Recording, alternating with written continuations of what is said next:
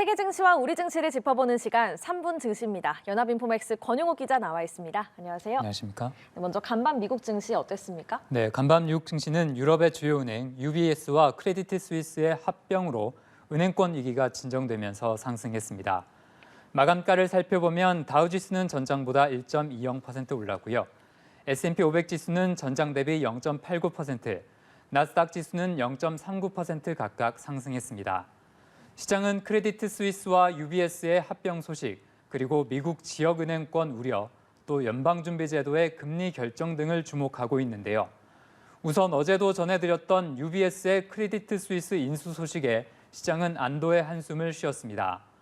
이와 함께 연준을 비롯한 세계 6개 주요국 중앙은행이 글로벌 자금시장 경색 완화를 위해 나섰는데요.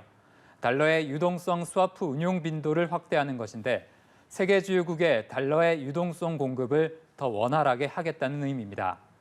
뉴욕 증시는 이런 소식을 반영해 장 초반부터 반등했는데요. 특히 최근 크게 흔들렸던 은행주가 비교적 선방을 했습니다.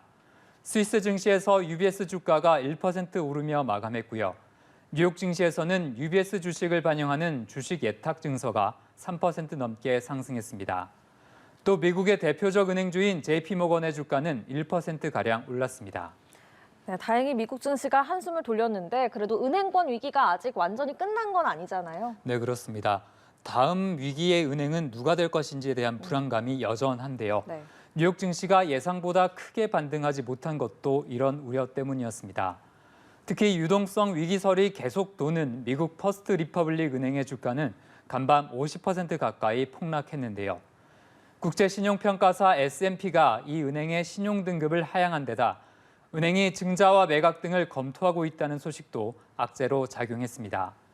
일반적으로 증자를 할 경우 기존 주주의 가치가 희석될 위험이 있습니다. 투자자들은 퍼스트 리퍼블릭 은행이 예금을 유지할 수 있을지 회의적으로 바라보고 있는데요. 이에 따라 다른 중소은행들도 비슷한 문제를 겪을 것이라는 우려가 쉽게 사라지지 않고 있습니다. 네, 이번 위기로 세계 경제가 휘청거릴 수 있다 이런 우려도 계속 나오고 있는 것 같아요. 네, 그렇습니다. 네. 은행권 위기가 확대된다면 신용경색이 발생하고 그렇게 되면 경제 활동을 막아설 수 있는데요.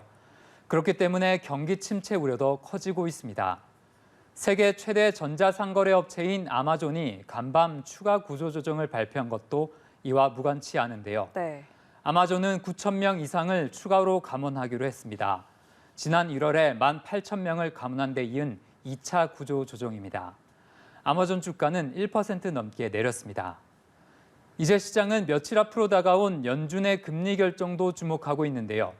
기준금리 0.25%포인트 인상이 가장 크게 점쳐지면서도 금리 동결 가능성이 일부에서 꾸준히 제기되고 있습니다. 네, 마지막으로 오늘 코스피 전망 짚어주시죠. 네, 어제 코스피는 크레디트 스위스 사태 여진 속에 0.7% 하락했는데요. 지수는 2,379부근에서 거래됐습니다. 오늘 코스피는 한숨 돌린 뉴욕 증시 상황을 반영하며 강세로 출발할 것으로 전망됩니다. 어제는 외국인이 대규모 매도에 나서며 시장을 흔들었는데요. 우리 증시는 은행권 위기 이슈가 어떻게 전개되는지 조금 더 지켜볼 것으로 예상됩니다. 당장은 연준의 금리 결정에 대한 관망세도 커질 것으로 보입니다. 네, 잘 들었습니다. 3분 증시 권용욱 기자와 함께했습니다. 고맙습니다.